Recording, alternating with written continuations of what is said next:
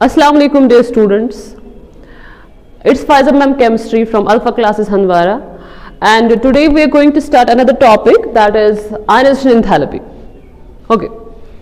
Now ionization enthalpy जो term है इसका meaning क्या है पहले हम ये देख लेते हैं. What's the meaning of ionization enthalpy? Okay. सबसे पहले देखते हैं कि term ionization का क्या मतलब है, उसके बाद enthalpy देख लेते हैं क्या होता है. एंथैल्पी एक थर्मोडायनेमिक टर्म है और हम इसको सीधे हीट बोल सकते हैं, हीट, ठीक है, या फिर एनर्जी. ऐसे ही साथ में आयनाइजेशन का क्या मीनिंग होता है. आयनाइजेशन मींस कि अगर आपके पास एक एटम है, ठीक है, इस एटम के अंदर होते हैं प्रोटॉन्स, इलेक्ट्रॉन्स, न्यूट्रॉन्स, बहुत सारी चीजें होती है. अब हमारा मतलब है, हमारा जो मकसद है वो है प्रोटॉन्स के साथ और इलेक्ट्रॉन्स के साथ, ठीक है. अब ये मैंने आपको पहले भी बोला था कि जितने प्रोटॉन्स एक एटम में होते हैं उतने ही इसमें नंबर ऑफ इलेक्ट्रॉन्स भी होते हैं, तभी तो एटम जाके न्यूट्रल होता है. हम न्यूट्रल एटम की बात कर रहे हैं. वो एटम जिसपे कोई चार्ज नहीं होती है, वो एटम जिसपे जीरो चार्ज होती है. और इस जीरो चार्ज वाले एटम पे जो एटम न्यूट्रल होता है, इसमें जितने प्रोटॉन्स होते हैं उतने ही इसमें नंबर ऑफ इलेक्ट्रॉन्स होते हैं. ओके.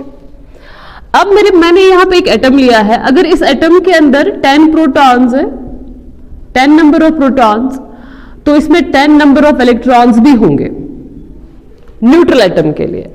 तभी तो प्रोटॉन की पॉजिटिव चार्ज और इलेक्ट्रॉन की नेगेटिव चार्ज आपस में कैंसिल करती है. 10 प्रोटॉन्स और 10 इलेक्ट्रॉन्स मतलब +10 और -10 जो है वो जीरो हो जाएगा. एटम जो है वो न्यूट्रल हो जाएगा. अब अगर एटम को आयोनाइज करना है, आयोनाइज का मतलब है कि एटम में से इलेक्ट्रॉन को बाहर निकालना है. एटम के अंदर इलेक्ट्रॉन है, इस इलेक्ट्रॉन को बाहर निकालना है, ठीक है. एटम में से जब इलेक्ट्रॉन को बाहर निकालते हैं, पीछे जो बचता है, आपने इलेक्ट्रॉन को बाहर निकाला मतलब आपने एक नेगेटिव चार्ज को बाहर निकाला. पीछे बचा 10 प्रोटॉन और 9 इलेक्ट्रॉन्स, मतलब 10 प्लस चार्ज और 9 नेगेटिव चार्ज. अब ये एटम न्यूट्रल नहीं है. Now this atom is not neutral, ठीक है. अब इसमें प्रोटॉन की तादाद ज्यादा बढ़ चुकी है as compare to the number of electrons, ठीक है. अब जब प्रोटॉन्स की तादाद बढ़ गई, there are 10 protons and 9 electrons, और प्रोटॉन्स की चार्ज पॉजिटिव है, इलेक्ट्रॉन्स की चार्ज नेगेटिव है. दोनों को जब माइनस करते हैं तो +1 आएगा. इसका मतलब ये हुआ कि एटम पे अब जीरो चार्ज नहीं रही. जब आपने एटम में से इलेक्ट्रॉन को बाहर निकाला तो इस एटम पे चार्ज चढ़ गई, +1 चार्ज, ठीक है. अब आप दूसरा इलेक्ट्रॉन भी बाहर निकाल सकते हो. आप इस एटम में से दूसरा इलेक्ट्रॉन भी बाहर निकाल सकते हो. अगर इसके एटम में से इलेक्ट्रॉन्स का बाहर निकलना पॉसिबल है, ठीक है. अब जब एक इलेक्ट्रॉन को बाहर निकालोगे तो एक प्रोटॉन की तादाद बढ़ जाएगी. अगर आप 2 इलेक्ट्रॉन्स को बाहर निकालोगे तो 2 प्रोटॉन्स की तादाद बढ़ जाएगी. जितने आप इलेक्ट्रॉन्स को बाहर निकालते जाओगे उतनी यहां पे इस एटम पे पॉजिटिव चार्ज बढ़ती चली जाएगी, ठीक है. अब कुल मिला के बात यह है, अगर आप एटम में से एक इलेक्ट्रॉन को बाहर निकालोगे, इस पे चढ़ेगी +1 चार्ज. ओके. अगर आप एटम में से 2 इलेक्ट्रॉन्स को बाहर निकालोगे, 2 इलेक्ट्रॉन्स को, इस पे चढ़ेगी 2+ चार्ज, ठीक है. अब अगर आप एटम में से 3 इलेक्ट्रॉन्स को बाहर निकालोगे, इस पे चढ़ेगी 3+ चार्ज. 4 इलेक्ट्रॉन्स को बाहर निकालोगे, 4+ चार्ज. अगर इसके जितने भी इलेक्ट्रॉन्स को आप बाहर निकालते जाओगे, एटम पे उतनी ही चार्ज बढ़ती चली जाएगी. और ये जो एटम होता है, जब इसमें से आप इलेक्ट्रॉन को बाहर निकालोगे, इस प्रोसेस को हम बोलते हैं आयनाइजेशन. इस प्रोसेस को क्या बोलते हैं? Ionisation. Okay. So what is ionisation? Ionisation होती है एटम में से इलेक्ट्रॉन का बाहर निकलना. फिर आप 1 निकालेंगे, 2 निकालेंगे, 3 निकालेंगे। अगर इसके एटम में से इलेक्ट्रॉन के बाहर निकलने को बोलते हैं आयनाइजेशन। ठीक है, अब यहां देखिएगा, एटम में से जब इलेक्ट्रॉन बाहर आता है, एटम में से जब इलेक्ट्रॉन बाहर आता है, इस प्रोसेस को बोलते हैं आयनाइजेशन। मगर जब आपको एटम में से इलेक्ट्रॉन को बाहर निकालना होगा, आपको यहां से कुछ एनर्जी देनी पड़ेगी। आपको इलेक्ट्रॉन को बाहर निकालना है एटम में से, और ये इलेक्ट्रॉन एटम में इसीलिए मौजूद है क्योंकि ये इलेक्ट्रॉन जो है, इसको ये न्यूक्लियस अट्रैक्ट कर रहा है। इस इलेक्ट्रॉन को न्यूक्लियस अट्रैक्ट कर रहा है। जब इस इलेक्ट्रॉन को न्यूक्लियस अट्रैक्ट कर रहा है, इस इलेक्ट्रॉन को आपको बाहर निकालना है। इसका मतलब यह हुआ कि आपको कुछ फोर्स लगाना पड़ेगा, आपको कुछ फोर्स देना पड़ेगा, तब जाके इलेक्ट्रॉन जो है एटम में से बाहर आएगा, क्योंकि वहां से इसको पकड़ के रखा है किसने? न्यूक्लियस ने। इसको न्यूक्लियस ने पकड़ के रखा है। अब इस इलेक्ट्रॉन को आपको बाहर निकालना है, दिस मींस आपको एनर्जी देनी पड़ेगी। ठीक है, अब कितनी एनर्जी आप दोगे ताकि ये इलेक्ट्रॉन बाहर निकले? How much energy will be supplied ताकि इलेक्ट्रॉन बाहर निकल सके? इस एनर्जी को आप बोलते हैं आयनाइजेशन एंथैल्पी। जितनी हीट, जितनी एनर्जी आप दोगे ताकि ये एटम जो है आयनाइज हो सके, गरज के इलेक्ट्रॉन बाहर आ सके, इस प्रोसेस को हम बोलते हैं आयनाइजेशन। और इस अमाउंट ऑफ एनर्जी को आप बोलते हैं आयनाइजेशन एंथैल्पी। ठीक है, अब यहां पे आयनाइजेशन एंथैल्पी जो होती है, इसमें ये कितने टाइप्स की होती है? आपके पास एक टर्म है which is known as successive ionisation enthalpies. Successive ionisation enthalpies. ठीक है, देखिए सक्सेसिव आयनाइजेशन एंथैल्पीज क्या होती है? सक्सेसिव मतलब एक के बाद दूसरा, दूसरे के बाद तीसरा, तीसरे के बाद चौथा। ठीक है, अगर आप एटम में से, आपके पास एटम है, एटम को मैं रिप्रेजेंट करूंगी ए से।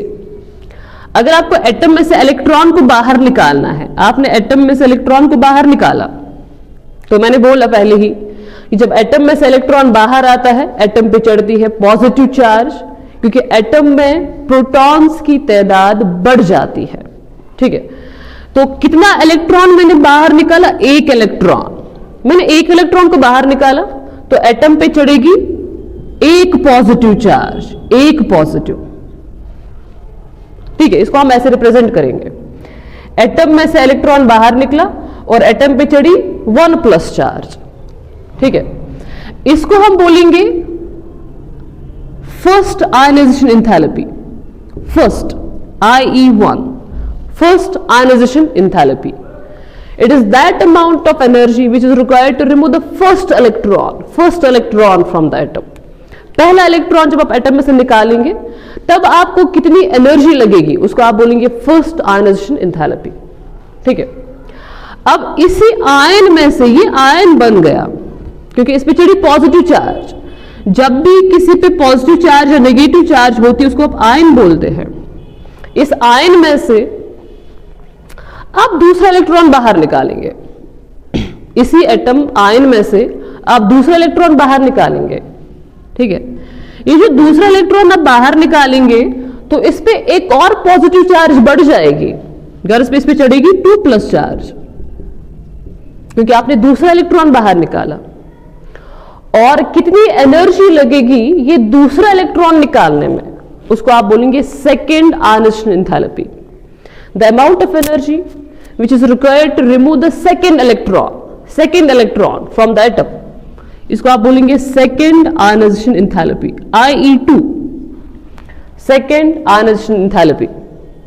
ओके, ऐसे ही इस A2 में ये जो अब आयन बन गया A2 प्लस, इसमें आप तीसरा इलेक्ट्रॉन बाहर निकाल सकते हैं, थर्ड इलेक्ट्रॉन। ठीक है, ये थर्ड इलेक्ट्रॉन जब आप बाहर निकालेंगे तो पीछे एटम पे चढ़ेगी 3 प्लस चार्ज। 3 plus charge.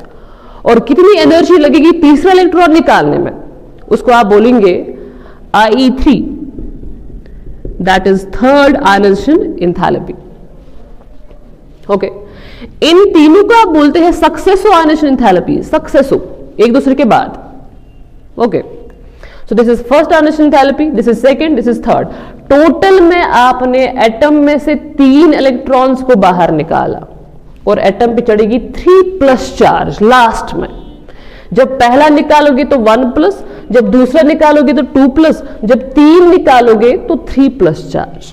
ठीक है, इस प्रोसेस को बोलते हैं आयनाइजेशन, और जितनी एनर्जी आपको लगेगी इसको बोलते हैं आयनाइजेशन एंथैल्पी। ओके, अब मसला ये है कि इन 3 में से कौन सा वाला ज्यादा होगा?